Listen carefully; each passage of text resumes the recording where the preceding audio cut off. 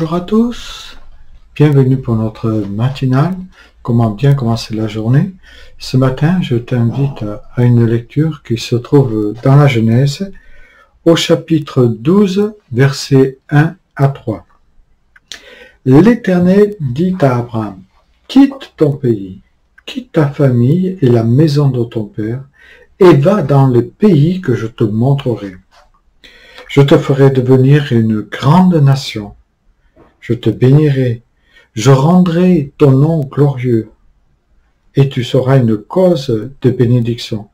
Je bénirai ceux qui te béniront, et je maudirai ceux qui te maudiront, et toutes les familles de la terre seront bénies en toi. » Voilà, un personnage extraordinaire nous fait découvrir la Bible, ce personnage d'Abraham, personnage fascinant, rempli de foi, une foi comme on en trouve très peu dans l'Écriture.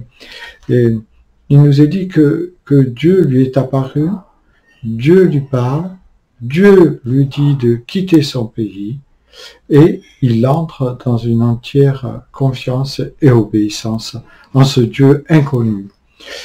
Abraham vit en Mésopotamie. L'Écriture nous rappelle dans une ville qui s'appelle Ur, qui est aujourd'hui l'Irak, à l'embouchure de l'Euphrate, dans le golfe Persiste.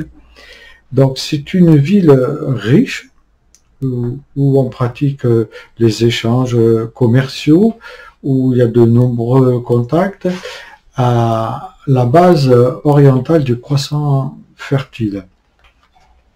Abraham est issu d'une famille donc citadine. Il est bien établi dans un certain confort de vie, dans un cadre urbain. Il n'est pas un nomade comme on pourrait peut-être le suggérer. C'est dans ce confort de vie que Dieu va le toucher, va l'atteindre, va lui parler en lui disant de tout quitter. Quitter ce cadre confortable de vie, quitter aussi sa famille, quitter ses amis, ses fonctions, son travail, même sa religion, centrée sur le culte Sin, la déesse de la lune. En fait, Dieu le dépouille complètement. Il lui dit de partir pour tout recommencer à zéro. Et partir pour où? Le texte ici nous dit que c'est à ce moment-là encore un pays inconnu pour lui. Il lui dit « Je te montrerai ». Donc nous voyons la foi qu'il doit avoir en Dieu.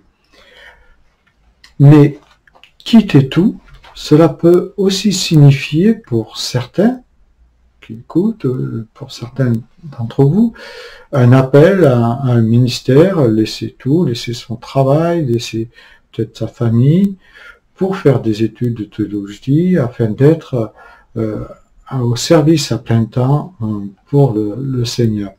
Mais cela peut aussi signifier abandonner tout ce qui n'est pas à la gloire de Dieu dans ma vie. Et je sais que nous avons, et tu as peut-être des faux dieux, des fausses idoles, des choses qui ne sont pas à la gloire de Dieu. Il est évident que nous pouvons marcher d'une manière digne de cet appel si nous ne comprenons pas l'enjeu qu'il y a derrière. Et vous remarquerez que dans ce texte, quand Dieu dit à Abraham de tout quitter par la foi, il lui dit d'avoir une foi qui est complète en lui, une foi totale, mais aussi avoir confiance aux promesses et aux récompenses que Dieu lui dit. Les récompenses, pour Abraham, sont nombreuses. Il lui dit d'arriver dans un pays que Dieu ne nomme pas, comme je l'ai dit tout à l'heure, devant devenir une grande nation, recevoir des bénédictions, devenir un grand nom, devenir une bénédiction, accorder la bénédiction de Dieu à ceux qui le béniront, et recevoir la protection de Dieu contre ceux qui le maudiront, et devenir enfin une source de bénédiction pour toutes les familles de la terre. Alors ça signifie pour nous et pour toi aussi que Dieu doit ancrer, ou en tout cas que tu dois plutôt ancrer ta confiance dans la garantie des récompenses que Dieu nous promet. Dieu nous parle de récompenses aussi dans la Bible pour nous. Il a prévu des récompenses pour toi. Il y a un héritage qui est la terre promise. Nous aussi, nous l'avons. C'est pas Canaan, mais c'est ce lieu où nous serons dans la présence du Christ, où nous pourrons participer aux noces de l'agneau, un lieu où il n'y aura plus d'handicap, plus de pleurs, plus de soucis, etc.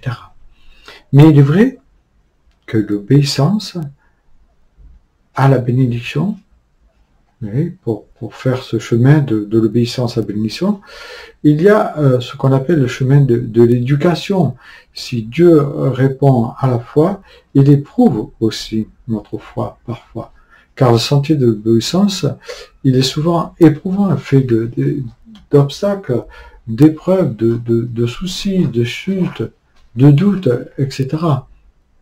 C'est un chemin étroit, comme le dit Jésus, qui peut s'arriver parfois être très rude, mais dont l'issue est toujours la bénédiction que Dieu veut nous donner. Ce matin, comme Abraham, je t'invite à être vigilant pour garder ta foi intacte et dynamique comme celle d'Abraham, et pour avoir cette confiance totale aux promesses que Dieu t'a faites. Attends-toi à lui, même si tu es dans l'épreuve, car notre Dieu est un Dieu fidèle. Il n'abandonne jamais ses enfants. N'oublie pas, chaque pas dans le chemin de l'obéissance est accompagné de bénédictions. Que le Seigneur te bénisse en cette matinée. Amen.